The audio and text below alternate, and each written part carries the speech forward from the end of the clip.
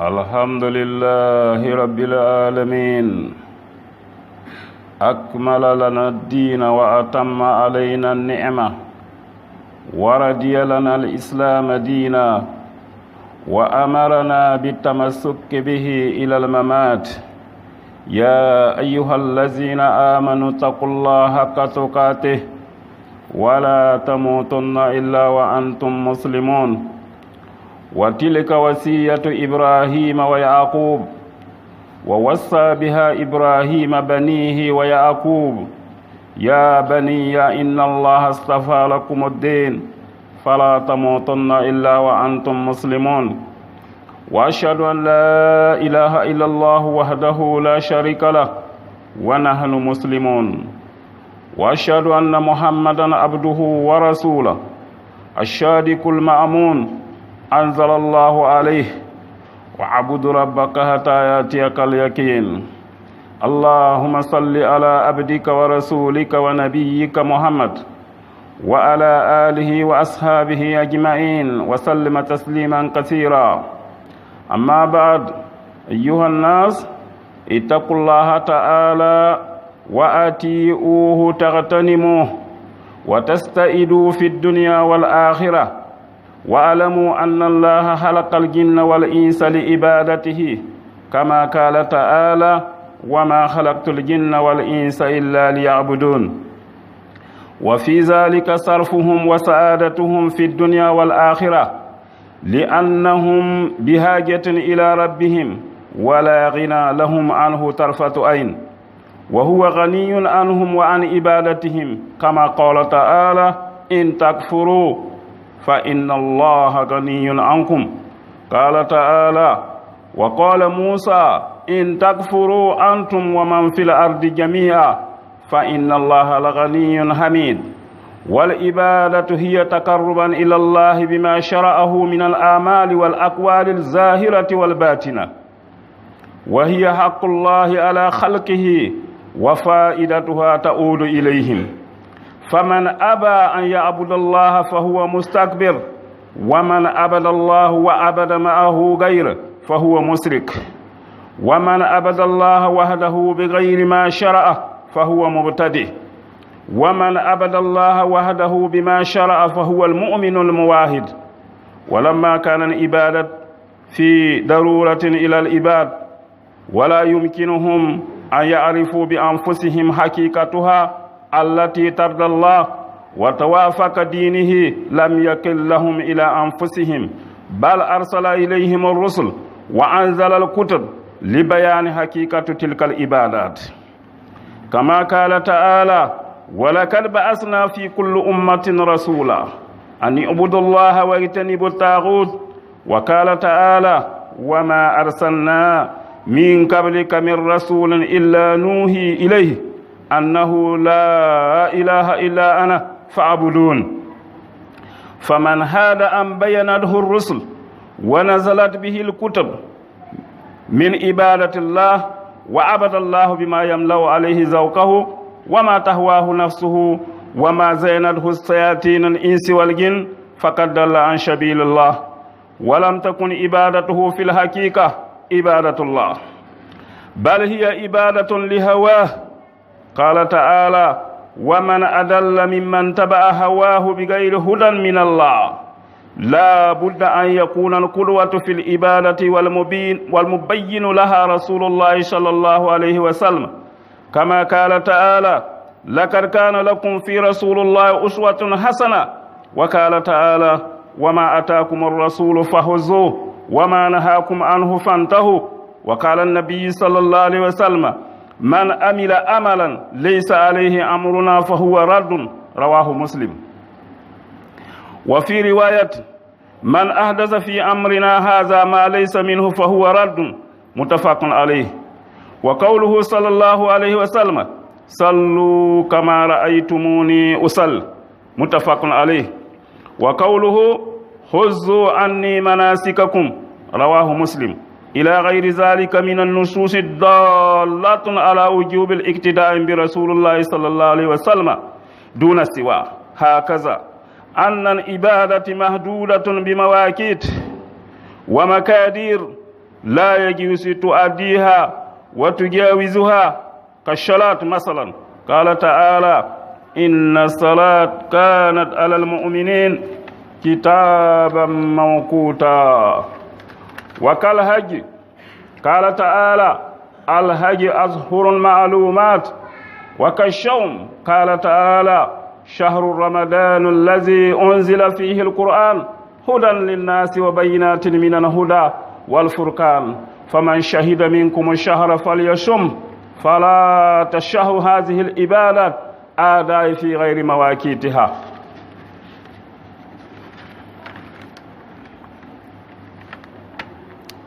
Père la wẽnnaam naab ning sẽn yaa bõn-naan sẽn na n yaa b gʋʋlda, naab ning sẽn pid sẽn kõ tõnd d dĩinã, naab ning sẽn pidis neemã n kõdo, naab ning sẽn yals ne tõnd lislaangõ tɩ yẽ la dĩine n yao n sagl tõndo tɩ d yõk lislaangã n tãagd kũum. Y tẽeda taab Qur'an aya sẽn yete tɩ yaa yãmb nim nins sẽn kõ sɩla tɩ y zong wẽnnaam zoes hakɩɩka la ra maan kaalma wẽnnaam nengẽ rẽndame tɩ yaa nim nins sẽn yaa sak n tũ rãmba wẽnna kɩ tɩ dɩ sak n tũ rãmba. Wa tilka wasiyatu Ibrahim sã n yaa boto yaa woto la sẽnna Ibrahim sagl yã, a Yakub me sagl woto. Ibrahim sagla a kamba,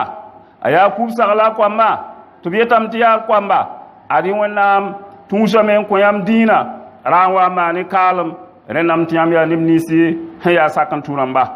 Surat al-Baqara sã n kẽng aya koabg la pistã la a yiibu y paamda aya kãngã beene.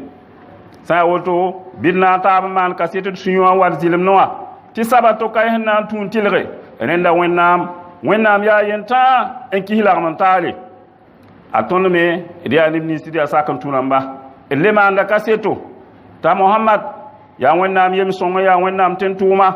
yaa nin ning sẽn yaa sɩd taoor saba, yaa nin ning sẽn yaa basem yam saba tɩ wẽnnaam sika neng n yetɩ bõe tũ wẽnde bɩ maana yem wẽnde ha tɩ kũum bãngã wã koa rɩk fo.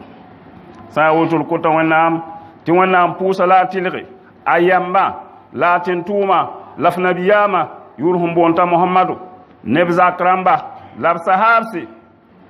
gilli kotam na wẽnnaam tɩ wẽnnaam tɩlgba tɩlg ning sẽn ka sɛɛbo tɩlg ning sẽn yaa wʋsgo.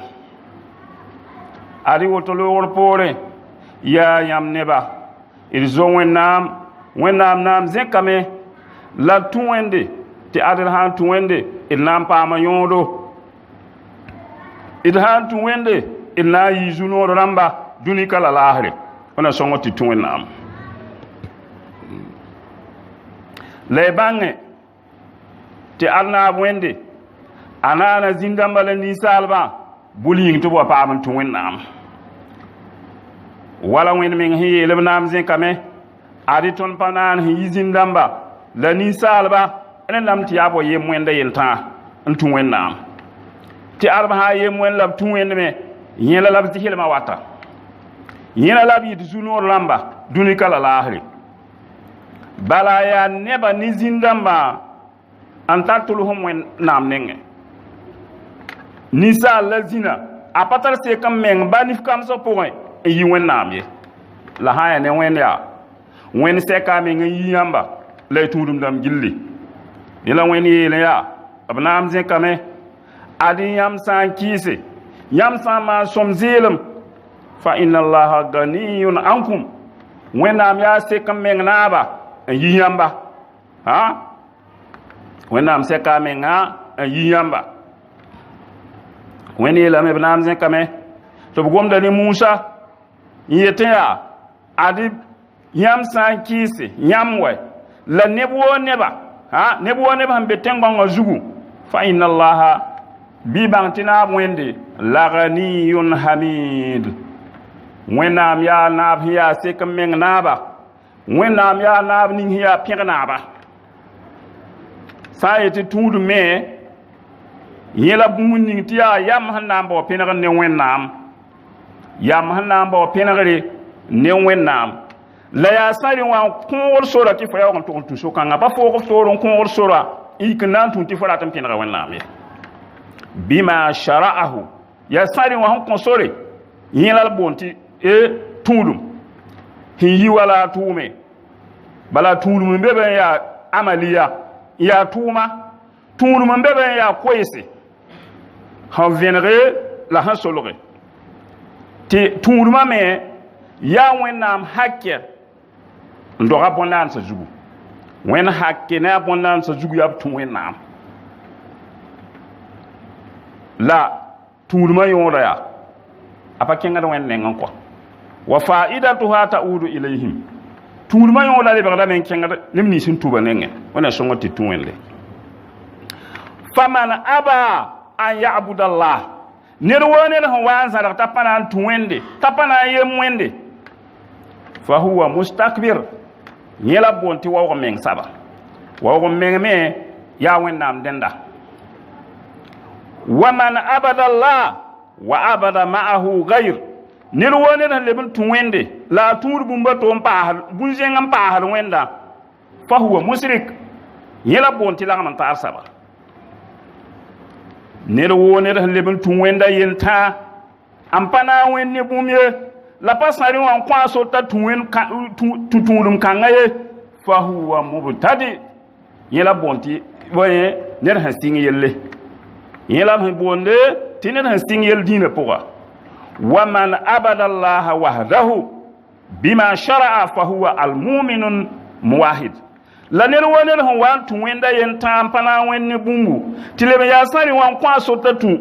yẽ saba la boon tɩ bala yẽ na n tɩ paama keoor koa yẽ tara keoor wẽnnaam nengẽ fa huwa almumin almuwahid yẽ la boon tɩ sɩd kũun saba n yaa wẽn-yamda wẽnna kɩ tɩ dɩ zãma kãngã la ade wẽnd sẽn wa n ges tɩ tũudmã a sã n yetɩ nebã tũ woto bala tõe n wa yɩɩ namsg neba wẽnd pa sak n dɩk tũudmã n na n kõ bool to bal ye tɩ bãmb mengã bal n na n tagse b mees n bala n maan yell bal n yetɩ yaa tũudum ye d sã n la n gese sã n ges sʋseta wã pʋga yel-kãens beem masã yel-kãensã beeme ne neb n fa bidk yɛl n kẽes dĩinã pʋga n yeel tɩ yaa tũudum ha tɩ neb tũud n zot zun zek naam pa tũudum ninga wẽnd pa sak n na n bas tɩ nebã mõd fɩ tũudum b yam n wã n tũ tɩ yã wẽnnaam yalde a pa na n zems ne dĩin ye rẽ n kɩ tɩ wẽnd pa rɩk yel-kãng n dogl yãmb kɔa wẽnd pa rɩk bao yelle n maan tũudum tɩ neb na n wa tũ tɩ yaa tũudum zĩiga n dat yolsg wẽnnaam nengẽ yẽ pa yãmb domen kɔa yẽ pa ninsaal bal domen la rẽ ye bal arsala ilayhum ar-rusul wẽnnaam tʋʋmsa tẽn tʋʋm yãmb sʋka woto fãa yaa kaseto woto fãa yaa kaseto sãn pa ne tẽn tʋʋmba waame la kãnega meng yita wẽnnaam nengẽ wẽnda tõe n kãnega nebã tɩ tẽn tʋʋm pa wa ye la sẽn tʋms tẽn tʋʋmba yaa sẽn na yɩ kaset ne ninsaal menga kɔ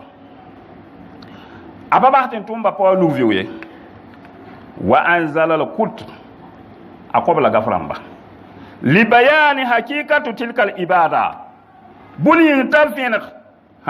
tũudum kãngã hakɩɩka menga rẽn kɩ tɩ lislaam dĩinã pa tõe n dẽgem kɔa fo sã n wa ne fuugẽ wa pila la ned sẽn tat n gat n pilg aya zĩ-kãngã pa rog n bũmb ye lislaam dĩinã yaa woto ne n kɩ tɩ wẽnnaam yeele b naam zẽkame hakɩɩka a tõnd tʋmsa zãma fãa pʋgẽ tɩn tʋʋma tõnd tʋmsa zãma fãa pʋgẽ tɩn tʋʋma tɩ tɩn tʋʋma sã n wa yetame tɩ bõe an ubudullaha wajtanibu taagut yembi wẽnda yentã la zoe zã n rʋbse dẽn kɩ tɩ wẽnd yeele a tõnd pa tʋmse tõnd pa tʋms sẽn yi fo habib mohamad taoore sẽn yi tẽn tʋʋma d nam tɩ d maan wasy n kõ tɩ wasy wa yetame tɩ bõe tɩ soaba toka y sãn pa maam wẽnd ye faabuduni yembe maam wẽnde ẽna sõnga tɩ dɩ wẽnd yamda ned woo ned sẽn wa n maan n zʋʋge n yi bũmb n ning tɩn tʋʋmba sẽn wa n vẽnega la gafrãmbã sẽn sika sẽn yi wẽnnaam tũudum dãmbã pʋgẽ n na n tũ bũmb ninga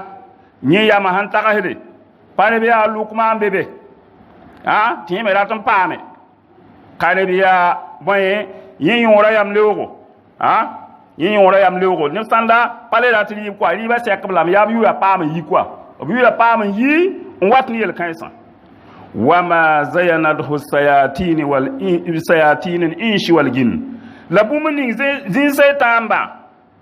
sãn faase ne ninsaal sɛytãamba ne zĩn soɩ-tãambã sẽn na n taab n faas yɛl ninsi a yɩ sõma dɛ ya woto ye fakat dalla an sabilillah sã n wa mik tɩ y maana woto bɩ y bãng tɩ yãmb yaa neb nins menem n bas wẽnnaam sʋra lam takun ibadatuhu fi lhakika ibadatullah tũudum kãngã alhakik wã pa boanda tɩ yaa wẽnnaam tũudum koa bal hiya ibadatun lihawa yã wa yaa yõor yam leo tũudum dẽn kɩ tɩ wẽnd yeel b naam zẽkame waman adalla wẽnd soka woto waman adalla ya ana n yɩɩd menengõ la ahda adalla ned baa yen tã pa be leb n yɩɩd menengõ mimman taba'a hawa n yɩɩd nin sẽn pɔgda yõor yam le woye bigayri hudan min allah tɩ pa yẽ ne kãndg sẽn yi wẽnnaam nengẽ ye sikka be tɩ tõnd sẽn na n maan togs n taa tũudmã pʋgẽ yaa tẽn-tʋʋmba sẽn wa n vẽneg bũmb ninga tẽn-tʋʋmã sẽn wa n vẽneg bũmb ninga wẽnd pʋʋsg la a tɩlgr bɩ a yĩnga wala wẽnd meng sẽn yeel b naam zẽkame tɩ hakɩɩka a sõmb ne yãmba y tẽn-tʋʋmã nengẽ tɩ y maan togs n taa ne togs n taa ning sẽn be neere wẽnd yeelame yaa bũmb ning tẽn-tʋʋmã sẽn wa ne yãmb nengẽ wã gãd rẽ kãnkãe bũmb ning tẽn-tʋʋmã sẽn gɩdg yãmba tek n basi nabiyaamã yeel wẽnd pʋʋsg la a tɩlgr bɩ a yĩnga ned woo ned sẽn wa n tʋm tʋʋmde tɩ pa tõnd sagle b na n lɛbsa la a tʋʋmda alkiyom daare muslim togsa woto wa togsga to pʋga t'a yeelame yaa ned sẽn sɩng yelle dĩin-kãngã pʋgẽ tɩ pa yɩ bũmb ning tɩ yɩ nabiyaam nengẽ b na n lɛbsa a saba mutafakun alayh la f rãmbã fãa sɛga taab woto rẽ kɩ tɩ wẽnd nabiyaam sala sallam koɛɛsã pʋgẽ wẽnd pʋʋsg la a tɩlgd bɩ a yĩnga b yeelame yaa shallu kama ra'aytumuni ushall pʋʋsy way sẽn yã maam tɩ m pʋʋsd wã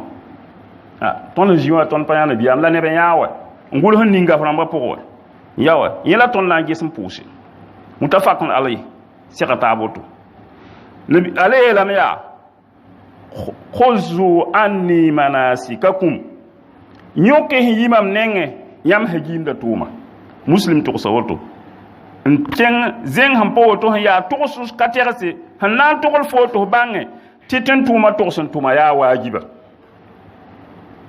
wẽnd pʋʋsg la a tɩlgr bɩ a yĩnga la zẽng sẽn pa tẽn-tʋʋmã pa togsde hakaza l ibadat woto bal la tũudum dãmba yaa bũmb sẽn yãk tolse yaa bũmb n tar wakat rãmba yaa bũmb sẽn korde dẽn pa segde tɩ fo wa tog n maan n zʋʋge n na n segs tũudum tɩ pa yɩ ne wakat kãensa ye d pa tõe n yik zaame n pʋʋs a zũm koa a zũm la n pa ta ye rẽnd woto bala ned fãa tagsa yaa me n ges tũudum dãmbã tɩ yaa bũmb sẽn tar wakat rãmba yaa bũmbu sẽn tar kisi masalan bilgr yaa wẽnd yeelame b naam zẽkame tɩ ad y pʋʋsga yaa a yɩɩme ne mumin dãmbã tɩ b gʋlsa t'a be gas pʋgẽ t'a tar wakate woto bal la ha giimdu wẽnd yeelame b naam zẽkame tɩ ad y giimd yaa kiisb sẽn mi ashurul maalumat yaa kiisb sẽn mi wa rẽnd tũudum la m sãn la fo na n kẽng tɩ karema qur'ana la f pa na n yãa yʋʋra beene ye f pa na n yãa yʋʋra beene ye la tũudum la m ninsd n sõta f sã n kẽng qur'ana pʋgẽ tʋg n karem f na n yãalame alhaji ashurul maalumat higiim yaa kisi b sãn mi woto bala la noloyre wẽnd yeelame b naam zẽkame tɩ bõe ramadan kiuga yaa yẽ la kiu ning b sẽn sik qur'ana t'a yaa kãndg ne nebã fãa gilli n leb n vẽnegd yãmb yaa vẽnegd sẽn yɩ kãndgde n leb n yaa qur'ana welg sɩlla ziri ned woo ned sẽn wa n maan yãmb pʋgẽ kaset kiuga bɩ kẽ noloyr pʋga woto fãa bee qur'an pʋgẽ dẽn tũudum kãensã fãa pa tõe n sak tɩ b wa yik n tũuda تبينا وكاترام باي وانا ما نرسل صنع أقول ما تسمعون واستغفر الله لي ولكم ولسائر المسلمين من كل ذنب فاستغفروه إنه هو التواب الرحيم. الحمد لله رب العالمين الرحمن الرحيم الذي خلق الخلق ليعبدوه وأنعم عليهم ليذكروه وأشهد أن لا إله إلا الله وحده لا شريك له وأشهد أن محمدا عبده ورسوله أكمل خلق عبادة الله صلى الله عليه وعلى آله وصحبه وكل من سار على نهجه وتمسك بهداه وسلم تسليما كثيرا. أما بعد أيها الناس اتقوا الله تعالى واحذروا مما يبطل العبادة أو يذهب ثوابها، فمن ذلك الشرك بالله جل وعلا، ومنه الرياء والشمعة. قال تعالى ولو أشركوا لهبط عنهم ما كانوا يعملون. الكلام ده نعم نعم نيجي يا بنان سنان يا بقولنا دنيا السمو بقولنا أبيا ويندي لا هبي السمو لقدنا أبيا ويندي نعم نيجي هنا بنان سان أن يتبوا توان نعم نيجي هم نيما بزوجو أنكم بنان سان أن يتبوا نيما وباركة إذا ما عندك كسيتو الشيوع واتزيلم نوا تسابه نان تونتي دنيا لا هالكايرن ده وين ياين تا أمبتا لا من تاي اللي ما عندك كسيتو تا محمد يا وين نام يمشونو يا وين نام تنتوما أيير بونان تفا بيدي وين نام تودما بوا وين بوسغلاتي لغربيا ينغا نبز أكرام لب سهارسي لا نلواني لكن يوم سورة زوجو لا لب يوكا كانغا إتكو تون نام تلغ تلغ نين كسابو تلغ نين يا وسكو أدي وتلوغر بوري يا يام نبا اتقوا الله تعالى إرجو وين نام زكامي واحذروا مما يبطل العبادة لا يغوص بمنين هنا وسام يام تولما أو يذهب ثوابها كان بيفوتون لو زالم بابا ميل سومدي فمن ذلك إسانا جهيا الشرك بالله جل وعلا يا لا من تان ويندي وين نام وو زكي هايت لا من تاري ساندا تين دام تي افون تو ندو تي سيغا كاري بي كولوك تينغري كاري بي بوك بوكا لا إرجس ندان سون كو نا يلم تي بوي هي لا من تارون ويا الرياء ويلغ مينغا ما انتميا يل فافو يلم فنيغا ييد نبا فاتو والسمعة ومن زكي aya zaka tenga wa yela menga la ti fo takas ya wutu ko zalam la fo lu ko woni yela me abnam zen kame walau asraku lahabita anhum ma kanu ya'malun la ti hama la ramantare fo to men ta la ramantare lam go mi fo menga ziwo fa la ramantane ko ban fo tuma fa ya man tabiya fo tuma fa ya woman zenke ya wazin ta la ramantare lam goma mi fo menga la ramantane la hada la fnan to mbang il gunsu wilig menga man to biya woman zeke nyawa ya lagam taari wani yilla walau asraku lahabita anhum ma kanu ya'maluna est ce que kif taratum la kif batatum na lugo han yirena la yel singersi wana annabi ya ma wal pusaqlati al-gharbiya nga yela me nel woner han tum de ti payine ton han sagle fa huwa radun abana leb sala so ba tunda wa min zalika zulmun nas han yibe la ne ba wengdu saadon wengad ne ba ha amma no zugo ne ba zugu ti fo antar panga ha am kede zira mo amma no zuude amma no zuudo ba ze ka zugu on wengada bi yisa ha hakika to so wa hadith mana ponti inna nasa man ya'ti yawm al-qiyamah bi a'malin amsal al-jibal tibene ba pogo nanwa al-qiyam dare to tuma ya watamsi da wata anya he na tumbeda mana na fi damba mana saralamba mana hajim la umra ramba mana yel suma tum kateka ntanya he wa qad daraba haza lami kam ta zagala yem papa nyawa fa hantu ninki ya papa la mo yido to la yaw wasatama hadha il hala je société o pour me runda ya ne ba tuy la bidi bo ne ba tuy la bombom to morde naam wa akala mala hadha ariya wa sab arzekta fayu hazul li hadha min hasanatihi to takkel suman de yon kisa zagala wali hadha min hasanatihi ntakkel suman de yon kwa zagala san wa miktu hel suma sam mosa ti fo hanke tam wa rabra mbaya wusgo abre da yen soba tumbe ran ndogon fo na fo yen soba tumbe lo labre gal mo ha wo ni ne ngem pa hat fo ko ti wa se ka huri kan lo buumi wala ma na gulu wala ma na stegal songo wa min zalika ba'd al kalimat al khabisa in hana je he gwam sanda ha ya gwam tin kap ne ba ngom ko an gwamda nisal gwamda ti payina takasa ko pataka ta yawul na wayi yelle pataka ta gwamda yawul na wayi yelle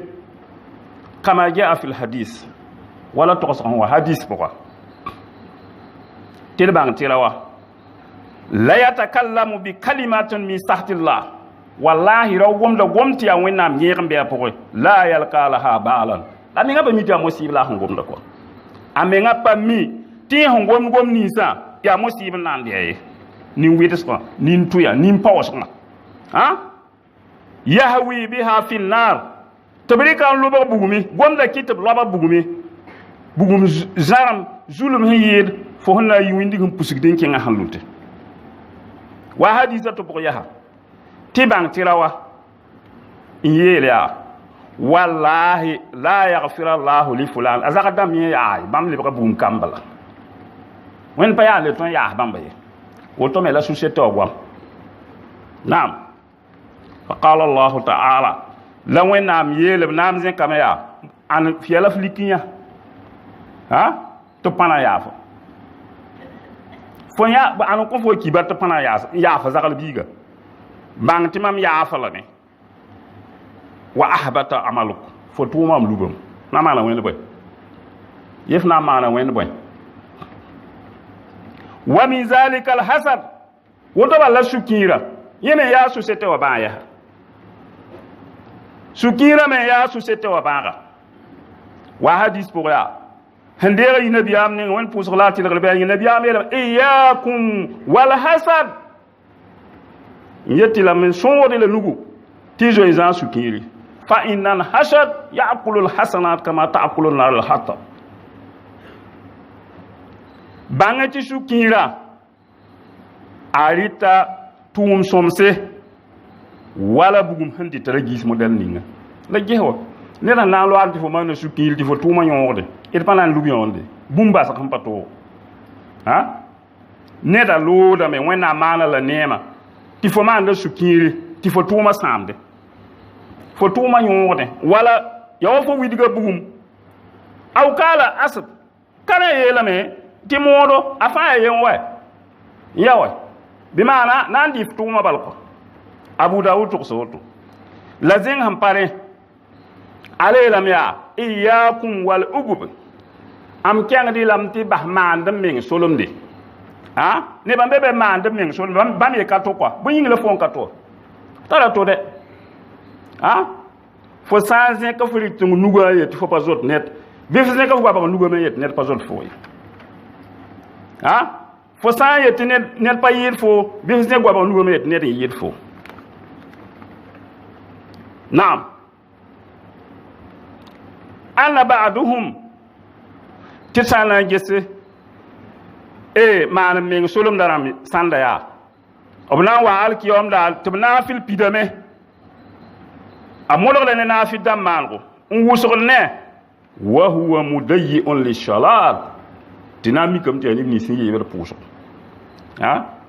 ni le ton ta ke mi re pourquoi antar pouso ay neba na ya balko inaya neba to man hajimdu la man umra wa huwa mudayyi'un li salat ana mi kam tane bi yeber pouso la sokka nabiyam ya tum bontino mwen yida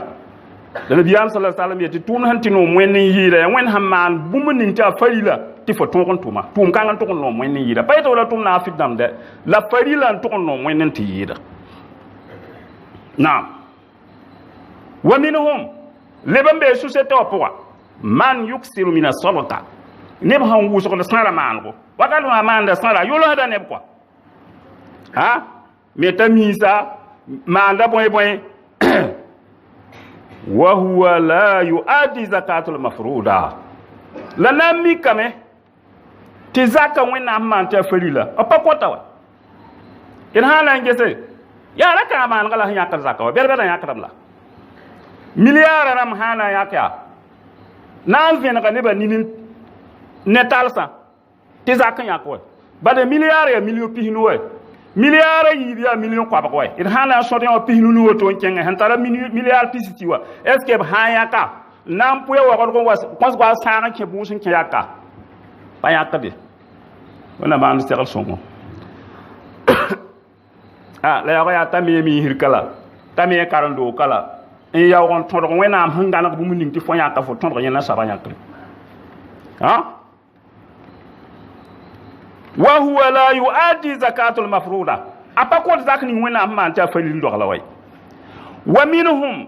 lembe société opoka man yuhsinu ahlakahu ma annas ner ya ni shong ne ba suka ha apa ta to riel quoi ya ni shong wa huwa aqul li waliday ya ko net nam hada rogal ba yi aki hada rogal ba ha sa amatiya bawo sana gumna ya mo be bala ya ko ni shong ne ba suka kati urrahim ya ne ya ruwasa sayyun khuluq ya zugun yin saba azakrambe naga pagabla kam fatu ya zugun yin saba wala saka anan ard la sikabete tetirya ya fokus bu munin ya falindo nza fuka ko ha munin ya falin nza fuka ya foson gunsu bon kanga saba ko tin ya wajiba zemtiya gunsu nin hiya gilla zemtiya gunsu nin hiya hon welga irhana ge wala rawa hambe azaka wena nabi amila mon pusulati lgalbayinga kullukum ra'in nyam yem kam fa ya guda ah ti yara se pera yam yem kam fa ya pera wa kullukum mas'ulun an ra'iyatihi yam yem kam fa amna so ka forum za fo hum pera yel la hayati gudum hun to gon yir gunsu hun to gon yir bel fo hon na gunsi li ahli wal awlad ya fo zakaramba ne fo kwamba amurahum bil ma'ruf modon sakala ne managare gidag bi yitum kitti wa ilzamuhum bi ada'i salat taban do to pousse en kis wakata zingi laf gidag ba to bi moyen yi noro wumbo la gangal pabre la kul pabre la gidar namba wa masahidul afla la film namba irhana ge ton be raham ning poa obi wudun ko la film namba tene ba ran ke da se lebza so ya film dam ni si ya hanan lak neba an samba an ndikab tagasra an samba tagasra ninga zenam pane be manam sokol to bi wonnam tudu la manam sokol to bi wonnam yu tere wa ba'da al-aba tilhana ge sam dam sanda allazina hum sam dam nabi ramnisi asbahu rijalan wa laysu bi rijalan foto yelam ti yara pa mik parab quoi ge quran po wen yelam ti boy ar rijal wen pa gom zukur gom de ya ton bangti rawobe men ti rawobe ko wen yelam ar rijal qawamuna ala nisa la fwana ya babaram sanda abu wanda rapa wala isu bi rijal ya ko parab ko patin atekala yinga patin transba fa zaka po ya tati ve wa mande ata shuhud la ka aro wonche papa ka ko pare yaglibuna hazihi al-afati ila buyutihim bamandal portable bere bere don kontom kwamba amba to pam sama buzuda kwamba ya yenda pour table be dan compter pagba ya yenda dan compter woto ya on pas zemse inna ibalallah bangati wonnam yemsa ya hakika ya bambala ne nisi ya'maruna buyutahum bi ta'atillah ab metab zakasane wonnam tudum ويربون أولادهم ونساءهم على عبادة الله لبوبدم قوامبا نبقبا نوانام تولو إن عباد الله بانتي وانام يمسيا هم الذين باملا نمنيسي يدعون الله أبقوتا وانام أن يصلحوا أزواجهم وذريتهم تي وانام من بام بقبا لبقوامبا نكتيتيا والذين يقولون ربنا nimni ti bram ni sin yete konton han yiton parabla kwame ni ni maaraba la man ton ya ti di won jot taw damba wana songo ti di won jot taw damba na songo ti di won jot taw damba len le ton da gulu ha passa la lere bu mu ni hinkien tekro to ti won hale go ko sore e watin to ngam ti won am ha sakki wana ya fu junu gulamba wana gana zamana bane wana gana zamana bane wana gana zamana bane wana gu zamana taw damba wana gu poron damba wana zemsub ne taba barlamba wana koplafi en tarblafi wana pasblafi han tarab tulsum ndat arzekan tu wana lokobramba reng taw damba wana yahba wana yolasba wana mantul me rahma yibu lebbe wakati tiya moy sigil han kolgo sabo el ko wana am ti wana ken her ko da bane wana ken her ko da bane wana lele da bane lembe wakati ti latin ke boye election am poa ya wala na mbobo ti ko to wenam ti wena ke hel ban la yihir bane wena gunni zunzundu tenga poa wena gunni zunzundu tenga poa edmi min ti ne buzu hanna na ta mbo bumie ya ne da yen nam pame la ko tam ti wenam sik suguru abram ni suru hem papama to zeme ta ba metenga tin la soma yida ti bam ham pa zeme ta ba na ma da talsa ko wena ma nastiqal songo